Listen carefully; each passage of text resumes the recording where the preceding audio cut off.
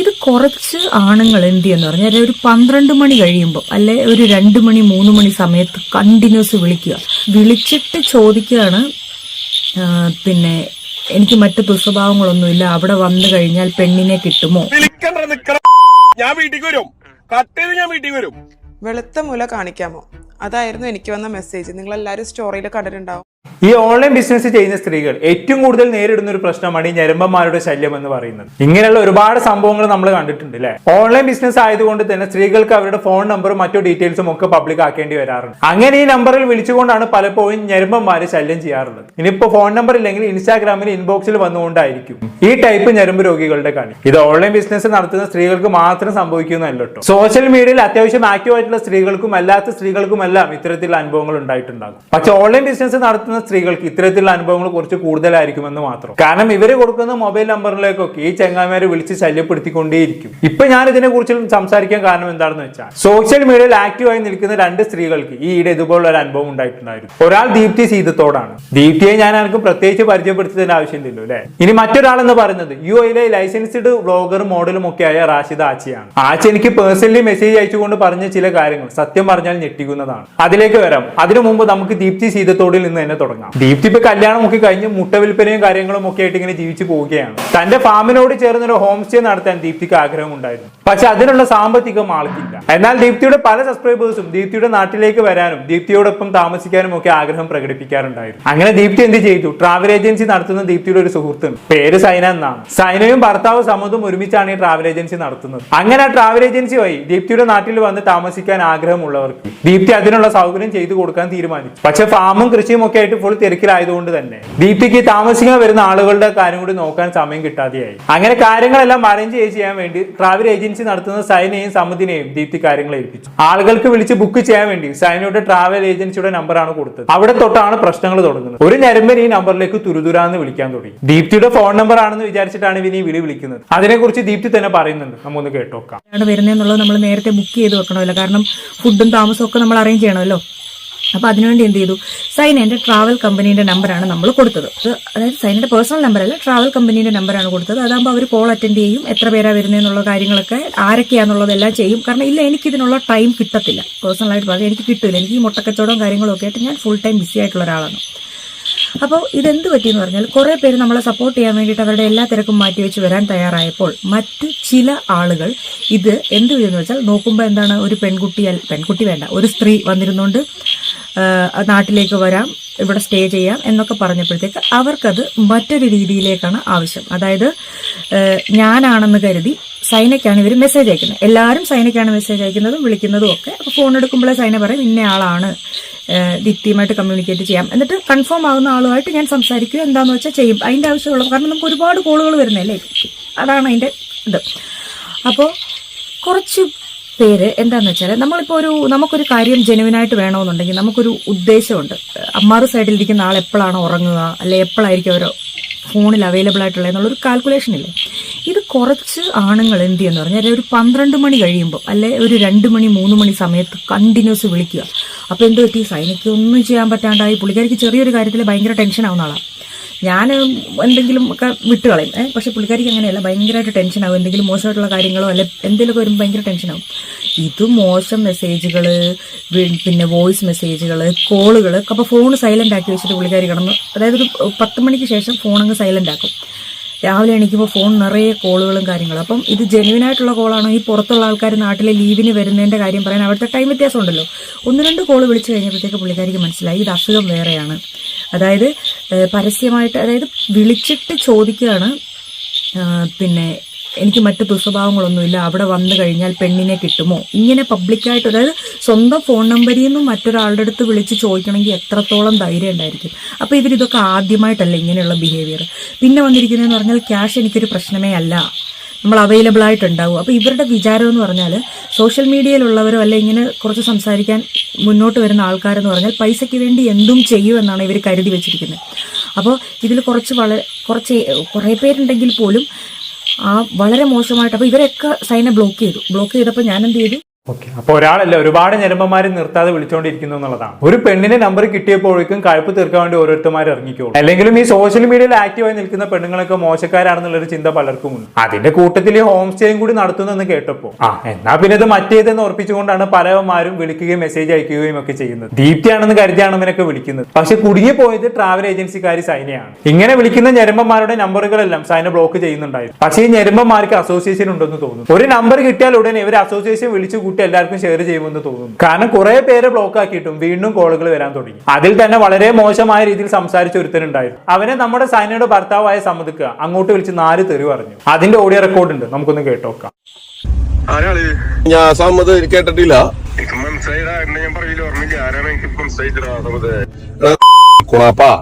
നീ എന്തിനാടാ കണ്ണി കണ്ട നമ്പറിൽ കുളിച്ചിട്ട് എനിക്ക് മുട്ടനൊക്കെ പറയാൻ നിൽക്കണ്ട. വീട്ടിൽ വന്നടിക്കണ അറിയില്ല എനിക്കെന്നെ ആരാണെന്നാ ആരോടാ ഫോൺ വിളിച്ചിട്ട് എനിക്ക് കിട്ടണ നമ്പറുകളിൽ വിളിച്ചിട്ട് നീ കിട്ടുമെന്ന് ചോദിക്കോ? ഞാൻ വിടണ എന്റെ വീട്ടിൽ ആള് വരണാടാ നിനക്ക് ആളെന്നിട്ട് പറയാനുള്ളടാ. അത് നിന്റെ വോയിസ് അല്ലടാ. ആ കുടുംബം ഞാൻ പറഞ്ഞ അനക്ക് ഉള്ളതാണെന്നുള്ളതാണ് എനിക്ക് അറിയേണ്ടത്. അനക്ക് ആ സാധനം ഉള്ളതാണെന്നാണ് എനിക്ക് അറിയേണ്ടത്. വിളിക്കണ്ട നിക്കണ. ഞാൻ വീട്ടിക്ക് വരും. കട്ട് ചെയ്ത് ഞാൻ വീട്ടിൽ വരും. വീട്ടിൽ കയറി അടിക്കും ഞാൻ. ഈ വോയിസ് ആയിരുന്നണ്ടാ ഫാമിലി ഉള്ളവനെ. അനക്ക് എന്റെ കുടുംബത്തിൽ കയറാ. അനക്ക് ഫേസ്ബുക്കിലോ അല്ലെങ്കിൽ ഇൻസ്റ്റാഗ്രാമിലോ നമ്പർ കണ്ടു കഴിഞ്ഞാൽ നീ അങ്ങ് കേറി ഉണ്ടാക്കുവോ? ഞാൻ വീട്ടിൽ കയറട്ടെ. എന്നാ ഞാൻ വീട്ടിൽ വന്നിട്ട് എന്നോട് ചോദിക്കട്ടെ എന്റെ വീട്ടിലുള്ളവരോട്. നീ എന്ത് വിചാരിച്ചടാ? നിന്റെ വീടറിയില്ല, നിന്റെ നാടറിയില്ല, ഞാൻ ആരാന്നറിയില്ല, ഫേസ്ബുക്കിൽ കണ്ടല്ലേ അതങ്ങ് പോയിക്കോളൂ വിചാരിച്ചടാ എന്നെ. ഈ ചോദിച്ചത് നിന്റെ പെണ്ണിനോടല്ലേ?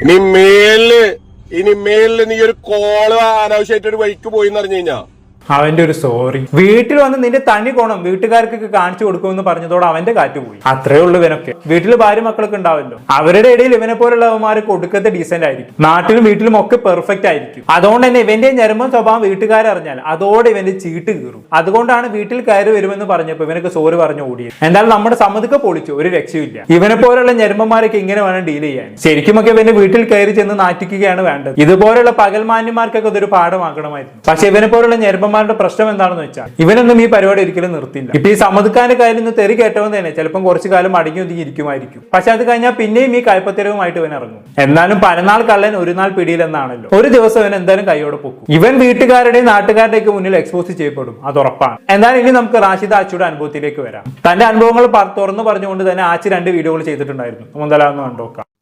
വെളുത്ത മുല കാണിക്കാമോ? അതായിരുന്നു എനിക്ക് വന്ന മെസ്സേജ്. നിങ്ങളെല്ലാവരും സ്റ്റോറിയിൽ കണ്ടിട്ടുണ്ടാവും. അതെന്താണെന്ന് ചോദിച്ചിട്ട് ഒരുപാട് മെസ്സേജ് വന്നു. പിന്നെ കുറച്ച് ദിവസമായിട്ട് അതിൻ്റെ പുറയിലായിരുന്നു.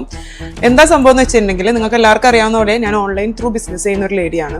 ഞാൻ ഓൺലൈൻ ത്രൂ ആണ് എൻ്റെ പ്രോഡക്റ്റ് എല്ലാം സെല് ചെയ്യുന്നത്. എൻ്റെ നമ്പർ വെച്ചിട്ടാണ് ഞാൻ സെല് ചെയ്യുന്നത്. വാട്സപ്പ് നമ്പർ ഉണ്ട്, ഇൻസ്റ്റാഗ്രാം ID ഉണ്ട്, ഫേസ്ബുക്ക് ഉണ്ട്, ടിക്ടോക്ക് ഉണ്ട്. ഈ പ്ലാറ്റ്ഫോമൊക്കെയാണ് ഞാൻ യൂസ് ചെയ്യുന്നത് എൻ്റെ മാർക്കറ്റിങ്ങിന് വേണ്ടിയിട്ട്.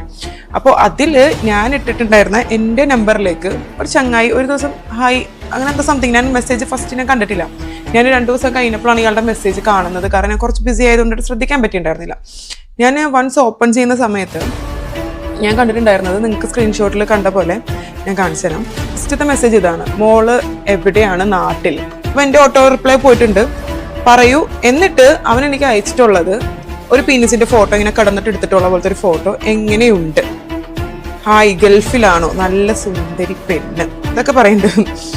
പിന്നെ അവന് 2-3 ഫോട്ടോസ് അയച്ചു. പക്ഷെ ആ സമയത്ത് ഞാൻ കണ്ടിട്ടില്ല. അപ്പോൾ അവൻ എനിക്ക് അയച്ചിട്ടുണ്ട്, കാണൂ എന്ന് പറഞ്ഞ് എനിക്ക് മെസ്സേജ് അയക്കുന്നുണ്ട്. പിന്നെ എനിക്കിങ്ങനെ തുരു ആ മെസ്സേജ് അയച്ചിട്ട് ഡിലീറ്റ് ചെയ്തിട്ടുണ്ട്. എന്താണെന്ന് ഞാൻ കണ്ടിട്ടില്ല. കുറച്ച് മെസ്സേജസ് ഞാൻ സ്ക്രീൻഷോട്ട് എടുത്ത് വെച്ചിട്ടുണ്ട്. വിളിച്ചുകൊണ്ടിരിക്കുകയാണ് ഇവൻ. എനിക്കത് അയച്ചിട്ട് ഞാൻ കാണാണ്ട് മുട്ടി നിന്നിട്ട് ഇവൻ എന്നെ വിളിച്ചുകൊണ്ടിരിക്കണം.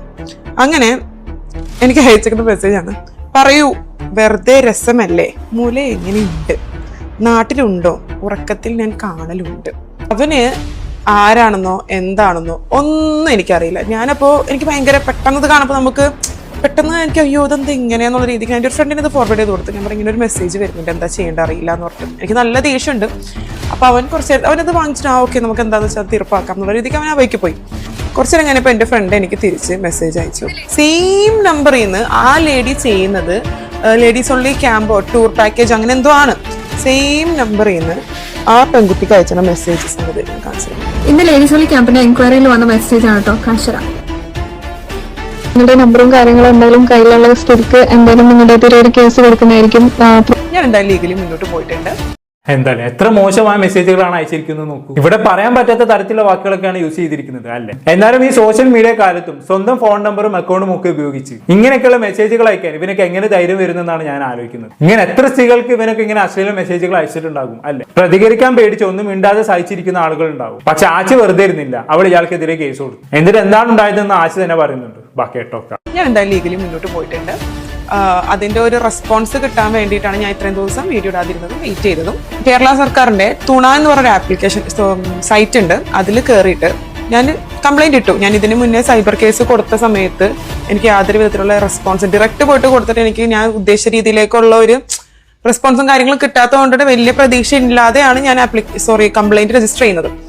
ഇന്നലെയാണ് എനിക്ക് കോൾ വരുന്നത് സൈബർ സെല്ലിൽ നിന്ന്. എന്നെ വിളിച്ചു, ഞാൻ ഡീറ്റെയിൽ ആയിട്ട് കാര്യങ്ങൾ പറഞ്ഞു. അപ്പൊ എന്നോട് ആള് ചോദിച്ചത് അബ്ദുൽ കരീം എന്ന് പറഞ്ഞ ആളെ അറിയോ?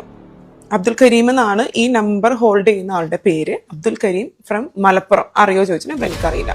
എനിക്കറിയുന്ന ആളാണെങ്കിൽ എനിക്കത് അറിയണ്ട. എനിക്ക് സീരിയസ്ലി എനിക്ക് ആളറിയില്ല, പക്ഷെ എനിക്ക് അറിയുന്ന ആളാണെങ്കിലും എനിക്ക് അറിയണ്ട. എനിക്കറിയുന്ന ആളാണെങ്കിൽ പോലും എനിക്ക് മെസ്സേജ് അങ്ങനെ അയക്കേണ്ട ആവശ്യം എന്താണ്? അതിന്റെ ആവശ്യമേ ഇല്ല. അപ്പൊ അതുകൊണ്ടിട്ട് ഞാൻ പറഞ്ഞു എനിക്കറിയില്ല സാർ, എനിക്ക് ആളെ അറിയിട്ടില്ല എന്ന് പറഞ്ഞു. അപ്പൊ എന്നോട് പറഞ്ഞു ആളെ വിളിച്ചിട്ട് ഇനി സ്റ്റേഷനിലേക്ക് വിളിക്കുമ്പോൾ വരാൻ പറ്റുമോ? ഞാൻ പറഞ്ഞു ഞാൻ UAE ലാണ്, ഞാൻ UAE സെറ്റിൽഡ് ആണ്, വേണമെന്ന് വെച്ചാൽ ഞാൻ വരാൻ പ്രശ്നമില്ല. പറഞ്ഞില്ല ഉപ്പ വന്നാലും മതി. ഞാൻ പറഞ്ഞു ഓക്കെ ഉപ്പ വിളിച്ചോളൂ, ഉപ്പാനെ വിളിച്ചോളൂ, ഉപ്പ എനി ടൈം അവൈലബിൾ ആണ്. അപ്പോൾ എൻ്റെ അടുത്ത് 2-3 പേര് ചോദിച്ചൊരു കാര്യമുണ്ട്, ആച്ചി ഈ ഒരു പ്രോഡക്റ്റ് ചെയ്യുന്നത് കൊണ്ടാണോ എന്ന്. ആച്ചി ചെയ്യുന്നത് ഒരു മോശം പ്രോഡക്റ്റ് അല്ല, ഒരു വെൽനെസ്സും സ്റ്റാമിനയും ബൂസ്റ്റ് ചെയ്യുന്ന ഒരു പ്രോഡക്റ്റാണ് ഞാൻ ചെയ്യുന്നത്. ഓക്കെ, ആ ഒരു പ്രോഡക്റ്റ് ആവശ്യമുള്ളവരെന്നെ വിളിച്ചാൽ മതി. അല്ലാതെ എൻ്റെ നമ്പർ എടുത്തിട്ട് എനിക്ക് ഇമാതിരി മെസ്സേജ് അയക്കാനുള്ള റൈറ്റ്സ് ഞാൻ ഒരാൾക്കും കൊടുത്തിട്ടില്ല. ഞാൻ ഇങ്ങനെ ഒരു പ്രോഡക്റ്റ് സെല് ചെയ്യുന്നോണ്ടിട്ട്. ആ ചോദ്യത്തിനുള്ള മറുപടി ഞാൻ നേരത്തെ കാണിച്ചത്. ഒരു ലേഡീസ് ഓൺലി ക്യാമ്പ് നടത്തുന്ന ഒരു ലേഡിക്ക് ഇങ്ങനെ മെസ്സേജ് പോയിട്ടുണ്ട്. സെയിം ഒരു കേക്ക് ബിസിനസ് ചെയ്യുന്ന ലേഡിക്ക് ഇതുപോലെ പോയിട്ടുണ്ട്. അപ്പൊ ഇതൊന്നും അതല്ല പ്രശ്നം, ഇവന്റെ നരമ്പിന്റെ അസുഖമാണ്. അപ്പൊ ഇമാതിരിയുള്ള സൂക്ഷിയായിട്ട് എടുത്തിട്ടുള്ള നായിക്കാട്ടങ്ങളോട് പറയാനുള്ളത്, എല്ലാവരും ഒരുപോലെയാന്ന് വിചാരിക്കരുത്. പല പെമ്പിള്ളേരും പേടിച്ചിട്ട് മിണ്ടാതിരിക്കും. അയ്യോ എനിക്ക് പേടി, വീട്ടുകാർ പറയും വേണ്ട കേസിനും കൂട്ടത്തിനൊന്നും പോകണ്ട, അത് ഒഴിവാക്കുക, ബ്ലോക്ക് ചെയ്ത് വിടും. ഞാൻ അങ്ങനെയല്ല. ഞാൻ എന്തായാലും ലീഗലി കൊടുത്തിട്ടുണ്ട് അബ്ദുൽ കരീം ഫ്രം മലപ്പുറം, അത്രേ എനിക്ക് കിട്ടിയിട്ടുള്ളൂ. ബാക്കിയുള്ള അഡ്രസ്സ് ഡീറ്റെയിൽസ് ഇനി അവൻ വരുമല്ലോ, അവൻ സ്റ്റേഷനിൽ വരുമ്പോൾ അവന്റെ ഫോട്ടോയും വീഡിയോയും എല്ലാം കൂടി നെക്സ്റ്റ് പാർട്ടും കൂടി അപ്ലോഡ് ചെയ്യാം. അപ്പോൾ ഇമാതിരിയുള്ള തെമ്മാടികളോടാണ് പറയാനുള്ളത്. നമ്മളിവിടെ ഓൺലൈനിൽ നമ്മുടെ നമ്പറും കൊടുത്ത് നമ്മളൊരു ബിസിനസ് ഓപ്പൺ ചെയ്തിരിക്കണം, നിന്നെ പോലെ ഉള്ളവന്മാരെ സൂക്കേട് തീർക്കാൻ വേണ്ടിയിട്ടാണെന്നുള്ള ചിന്ത ഉണ്ടെങ്കിൽ മാറ്റി വെച്ചേക്ക്. ഞാൻ നല്ലൊരു റിപ്ലൈ കൊടുത്തിട്ടുണ്ടായിരുന്നു കേട്ടോ ആൾക്ക്. എനിക്ക് മെസ്സേജ് അയച്ച സമയത്ത് ഞാൻ പറഞ്ഞു ഒരു കാര്യം ചെയ്യും, ഞാൻ അഡ്രസ്സ് എടുത്തിട്ട് വീട്ടിലോട്ട് വരാം, മനയും പെങ്ങളെയും ഭാര്യനെയൊക്കെ ഒന്ന് കണ്ടിട്ട് ഞാൻ ചോദിക്കാം ഏത് സൈസിലുള്ളതാണ്, ഏത് നിറത്തിലുള്ളതാണ്, ഒന്ന് കാണിച്ചു കൊടുക്കാൻ വേണ്ടി പറയാം. കാരണം നാട്ടുകാരോട് മൊത്തം ചോദിച്ചടക്കുന്ന ഒരാളാണെന്നുണ്ടെങ്കിൽ അവർക്ക് ആവാലോ. അപ്പൊ എന്തായാലും ബാക്കി പാർട്സ് സെക്കൻഡ് പാർട്ടിൽ ഞാൻ വരാം. അതിന്റെ ഡീറ്റെയിൽ കിട്ടണം. ഇപ്പൊ എനിക്ക് ആകെ ഇത്രേ കിട്ടിയിട്ടുള്ളൂ. ഇതാണ് ഉണ്ടായ ഇൻസിഡന്റ്. അപ്പൊ ബാക്കി ഡീറ്റെയിൽ ആയിട്ട് ഞാൻ വന്ന് പറയാം. ഓക്കെ, അപ്പൊ അബ്ദുൽ കരീം ഫ്രം മലപ്പുറം ഇവനാണ് ആ ഞരമ്പൻ. പോലീസ് ഇവനെ ഐഡന്റിഫൈ ചെയ്തിട്ടുണ്ടെന്നാണ് ആച്ചി പറഞ്ഞത്. അവന് പോലീസ് സ്റ്റേഷനിലേക്ക് കൊണ്ടുവരുമ്പോൾ ഫോട്ടോയും വീഡിയോയും എല്ലാം ഉൾപ്പെടുത്തി ഒരു വീഡിയോ ചെയ്യാമെന്ന് ആച്ചി പറഞ്ഞിട്ടുണ്ടായിരുന്നു. പക്ഷെ ആച്ചിക്ക് അങ്ങനെ ഒരു വീഡിയോ ചെയ്യാൻ കഴിഞ്ഞില്ല. അങ്ങനെയാണ് ഈ അബ്ദുൽ കരീം ആരാണെന്നുള്ള ഞെട്ടിക്കുന്ന വിവരം പറഞ്ഞുകൊണ്ട് ആച്ചി എനിക്ക് പേഴ്സണൽ മെസ്സേജ് അയക്കുന്നത്. ആച്ചി എനിക്ക് അയച്ച വോയിസ് മെസ്സേജ് ഞാനിവിടെ പ്ലേ ചെയ്യാം. അതായത് കൈസേ ഞാൻ 3ാമത്തെ വീഡിയോ ഇടാൻ വേണ്ടി നിന്നതാണ്. പക്ഷേ അതിന്റെ ഇടയ്ക്ക് ചെറിയ ഒരു പ്രശ്നത്തിൽ പെട്ടിട്ട് ഞാൻ അങ്ങനെ ഇടാൻ പറ്റാത്തൊരു സിറ്റുവേഷനിലായി പോയി. അതായത് നമ്മൾ സൈബർ സെല്ലിൽ നിന്ന് വിളിച്ചു. സൈബർ സെല്ലിൽ അവസാനം ഇയാൾ വന്നു, അബ്ദുൽ കരീം എന്ന് പറഞ്ഞ വ്യക്തി വന്നു കഴിഞ്ഞപ്പോഴാണ് കാണുന്നത് നല്ല ഒരു ഉസ്താദ്, മലപ്പുറം തണലൂർ എന്ന് പറഞ്ഞ സ്ഥലത്ത് ഉള്ള ഒരു മദ്രസ അധ്യാപകനാണ് ഈ പറയപ്പെടുന്ന 49 വയസ്സുള്ള അബ്ദുൽ കരീം. ഞാൻ എഫ്ഐആറിന്റെ കോപ്പി ഞാൻ കൈസിന് അയക്കുന്നുണ്ട്, അതിനകത്ത് ഡീറ്റെയിൽ എല്ലാ കാര്യങ്ങളും ഉണ്ട്. പിറ്റേന്ന് ശരിക്കും പറഞ്ഞാൽ പത്രത്തിൽ വരേണ്ടതായിരുന്നു വിത്ത് ഫോട്ടോ. പക്ഷെങ്കിലും ഞാനിവിടെ UAE ആയത് കൊണ്ടിട്ട് ഡയറക്റ്റ് എൻ്റെ ഫോൺ സബ്മിറ്റ് ചെയ്യേണ്ട ഒരു ആവശ്യം കൂടി അവിടെ വരുന്നുണ്ട്. അല്ലെങ്കിൽ എൻ്റെ റിട്ടേൺ കംപ്ലൈന്റ് അവിടെ എത്തണം. അപ്പോൾ റിട്ടേൺ കംപ്ലൈന്റ് ഇപ്പം ഞാൻ അയക്കുന്നുണ്ട്. നാളെ ഇപ്പം മിക്കവാറും സ്റ്റേഷനിലെത്തും. അപ്പോൾ അവർക്ക് കോടതിയിലോട്ട് കാര്യങ്ങൾ ചാർട്ട് ചെയ്യണം എന്നുണ്ടെങ്കിൽ ഇങ്ങനത്തെ കുറച്ച് കാര്യങ്ങൾ ഉള്ളത് കൊണ്ട് മാത്രമാണ് ഞാൻ വീഡിയോ ഇടാതിരുന്നത്.